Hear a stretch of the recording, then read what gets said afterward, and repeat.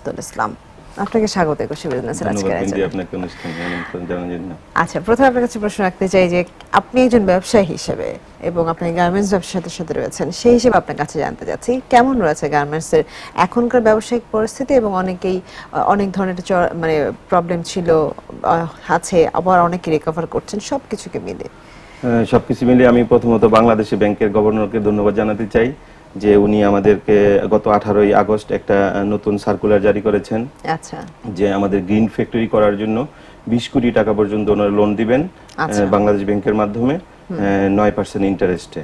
এবং এর আগে আপনার অনুষ্ঠানে আমি বলেছিলাম যে আমরা ফায়ার ডিস্টিংগুইশার, ফায়ার সেফটি, সিকিউরিটির ব্যাপারে আমরা যে প্রবলেম ফেস করতেছিলাম এবং এগুলি ম্যানেজ করার জন্য আমাদের যে ফান্ড দরকার এবং লো কস্ট ইন্টারেস্টে, সেটাতে উনি রেসপন্স করছেন। 1 কোটি টাকা পর্যন্ত আমরা বাংলাদেশ ব্যাংক থেকে লোন নিতে পারবো 1% ইন্টারেস্টে। সেজন্য ওনাকে আমি প্রথমত ধন্যবাদ জানাতে চাই। দ্বিতীয়ত আমি আপনার অনুষ্ঠানের মাধ্যমে বাংলাদেশ সরকার এবং বাংলাদেশ ব্যাংকের গভর্নরের কাছে আমি কয়েকটা প্রপোজাল দিতে চাই আমাদের গার্মেন্টসের বিজনেস কে ভালো করার জন্য। এর মধ্যে প্রথমত হলো যে আমরা এবছরও আপনি জানেন যে ইপিবি গ্রোথ রেট নির্ধারণ করছে 13%। এই 13% গ্রোথ করার জন্য আমাদেরকে কিন্তু নতুন করে ইনভেস্টমেন্ট করতে হবে, কারণ এখন ছোট ছোট ফ্যাক্টরিগুলি কিন্তু অনেকগুলি বন্ধ হয়ে যাচ্ছে এবং মিডিয়াম ফ্যাক্টরিগুলিও প্রবলেম ফেস করতেছে।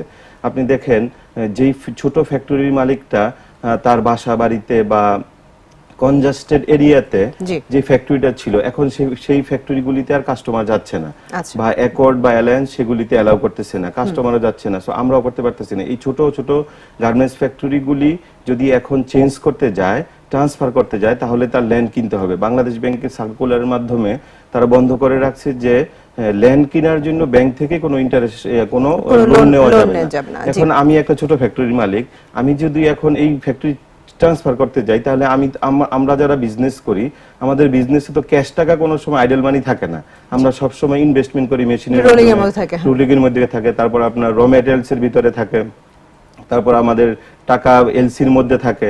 সো আমি বাংলাদেশ ব্যাংককে অনুরোধ করব এবং ব্যাংকিং গুলি যারা আছে, যেসব ব্যাংকে আমরা ব্যাংকিং করি, সেই ব্যাংকগুলিরও উচিত এখন আমাদের বিজনেস ইন্ডাস্ট্রি করার জন্য যে ল্যান্ড দরকার, এবং আমরা একটা জানেন যে ল্যান্ডের দাম এত বাড়ছে যে সেগুলি আমাদের আর ক্যাশ টাকা দিয়ে কিনা সম্ভব হয় না।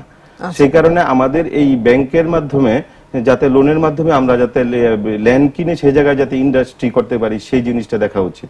আচ্ছা, তার মানে আপনারা বলতে চাচ্ছেন যে জমি কেনার ক্ষেত্রে, এটা ইন্ডাস্ট্রির ক্ষেত্রে জমি কেনার জন্য ব্যক্তিগতটা না দেখ, কিন্তু আমি ইন্ডাস্ট্রি করব সেজন্য ব্যাংক জমির দাম এত বেড়ে গেছে যে সেই জায়গায় আমাদের দ্বারা কেনা সম্ভব না। আর আরেকটা জিনিস আমি সরকারের এবং বাংলাদেশ ব্যাংকের নোটিশ আনতে চাই, সেটা হলো যে আমাদের 2012-13 সালের অর্থ বছরের যে ইনসেনটিভ, সেই ইনসেনটিভ এখন আমরা পুরোপুরি পাই নাই, আর 2013-14 অর্থ বছরের ইনসেনটিভ আমরা পাচ্ছি না। সো আমরা যদি ইনসেনটিভের টাকাটা যদি না পাই, তাহলে তো আমরা লোকাল সুতা যে এখন ইউজ করতেছি সেটা থেকে আমরা নিরুৎসাহিত হয়ে যাব। তখন আমরা ভারত থেকে অথবা ইন্দোনেশিয়া থেকে বা কোরিয়া থেকে সুতা ইম্পোর্ট করব, তখন কিন্তু লোকাল সুতার এমনি অবস্থা খারাপ। আপনারা জানেন যে টোটাল হোল ওয়ার্ল্ডের রেসিশন এখনো পুরোপুরি কাটায় ওঠে নাই। তো সেই রেসিশনের ক্ষেত্রে বাংলাদেশের কিন্তু অনেক সুতা স্টক হয়ে গেছে আপনার প্রত্যেকটা স্পিনিং মিলগুলিতেই। সেই জায়গায় যদি আমরা ইনসেনটিভ না পাই, তাহলে তো আমরা তো বাংলাদেশি সুতা ইউজ করার ক্ষেত্রে উৎসাহিত বোধ করবো না। সো আমি বাংলাদেশ সরকার এবং বাংলাদেশ ব্যাংকের গভর্নরকে অনুরোধ করব যে আমাদের ইনসেনটিভের টাকাগুলি যত দ্রুত সম্ভব সার করে দেন, আমরা যাতে বাঁচতে পারি। আর যদি এই টাকাটা যদি সার করা না হয়, তাহলে তোবা ফ্যাক্টরির মতো কিন্তু আরো অনেক ফ্যাক্টরি এরকম প্রবলেম ফেস করবে। তখন কিন্তু সোসাইটিতে একটা ভারসাম্যহীন অবস্থায় এসে যাওয়ার সম্ভাবনা আছে।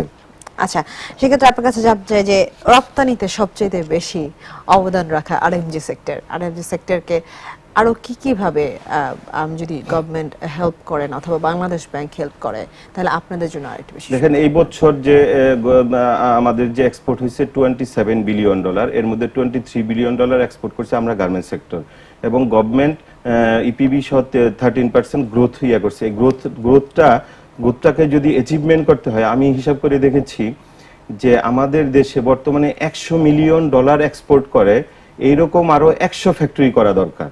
এবং এই 100 ফ্যাক্টরির জন্য ল্যান্ড, তারপর আপনার বিল্ডিং, এবং আপনার এই 100 ফ্যাক্টরি $100 মিলিয়ন এক্সপোর্ট করার জন্য যে ম্যানেজমেন্টের যে লোক দরকার, সেই ম্যানেজমেন্টের ট্রেনিং গুলি দরকার। আপনি জানেন যে আমরা যখন আমরা যেহেতু বিজনেস করি, আমাদের কাছে প্রচুর ইয়াং ছেলে মেয়ে আসে এবং ছেলে মেয়ের বাবা আসে আমাদেরকে বলে যে আমার সন্তান আপনার কাছে দিয়ে গেলাম, আপনি কাজে লাগান। কিন্তু আমরা যদি ইন্ডাস্ট্রি গ্রোথ করতে না পারি, আপনি তো এই অনুষ্ঠান করেন, অনুষ্ঠানে আপনার প্রচুর গেস্ট আসে, তারা সবাই বলে যে ইন্ডাস্ট্রিতে আপনার কোনো গ্রোথ হচ্ছে না, ইনভেস্টমেন্ট হচ্ছে না। তো ইনভেস্টমেন্টের এই বন্ধাত্ম অবস্থা তো দূর করতে হবে, আর দূর করার জন্য তো লক্ষ কোটি টাকা বাংলাদেশের বিভিন্ন ব্যাংকগুলিতে ছড়ায় ছিটে আছে। এখন আমাদের মতো কোম্পানিতে অনেক ব্যাংক আসে ইনভেস্টমেন্ট করতে, কিন্তু আমরা যেই বাধাগুলির কারণে ইনভেস্টমেন্ট করতে পারতেছি না, সেই বাধাগুলি কিন্তু দূর হচ্ছে না।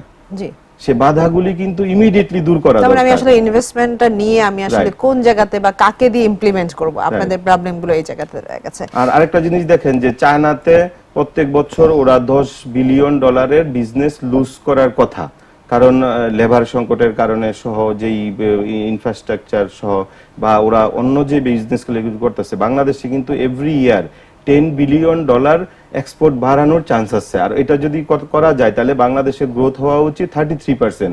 সেই জায়গায় ইপিবি নির্ধারণ করছে মাত্র 13%। সেই 13% গ্রোথ অ্যাচিভমেন্ট করার জন্য $100 মিলিয়ন এক্সপোর্ট করার মতো 100 ফ্যাক্টরি থাকা দরকার।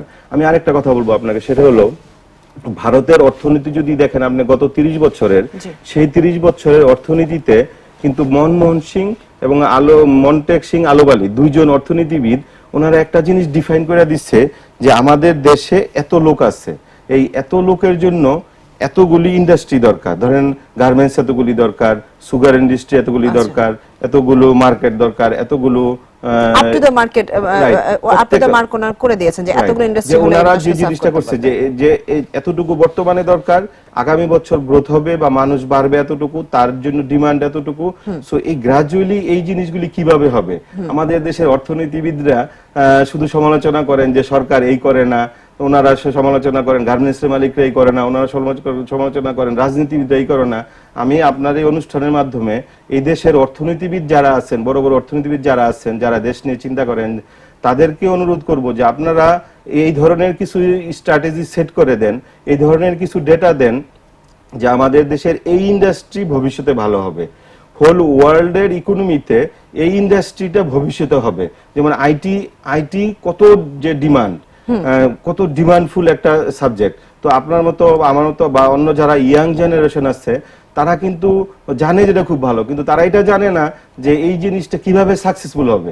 আমাদের ডক্টর ইউনূস স্যার উনি বলতেছে যে ইয়াং জেনারেশন বলতেছে যে তোমরা নিজেরা কিছু করো, কিন্তু ওরা কি করবে সে বলতেছে না, যে তোমরা বিজনেস করো। ওকে, আমি একজন ইয়াং ম্যান, আমি একটা স্টুডেন্ট, আমার তো টাকা থাকার কথা না, এই টাকাটা আমি কোত্থেকে পাবো? ওনাকে বলতে হবে যে ব্যাংক, তুমি ওনাদেরকে এই এই শর্তে এই টাকা দাও, এই বিজনেস করার টাকা দাও, এবং তাদেরকে ট্রেনিং দিতে হবে যে তুমি এই বিজনেসটাতে করে সাকসেসফুল হইতে পারবা। সো আমি হোল নেশনের কাছে যেই দাবিটা করতেছি সেটা হলো যে আপনারা যারা সরকারে আছেন, যারা অর্থনীতিবিদ আছেন, আমরা যারা বিজনেসম্যান আছি, আমরা আমাদের প্রত্যেকের জায়গা থেকে রেসপন্সিবিলিটি নিব, এবং রেসপন্সিবিলিটি নিয়ে ইয়াং যে জেনারেশন আছে তাদেরকে ডিরেকশন দিতে হবে যে তুমি এটা করো এবং তোমার এটা করার জন্য আমরা টোটালি সাপোর্ট দিব। আপনার সাথে আলোচনায় ফিরে আসবো, তবে ছোট্ট একটা বিরতির পর ফিরে আসছি। দর্শক নিচ্ছে এটা বিরতি, ফিরে আসবে একটু পরেই আমাদের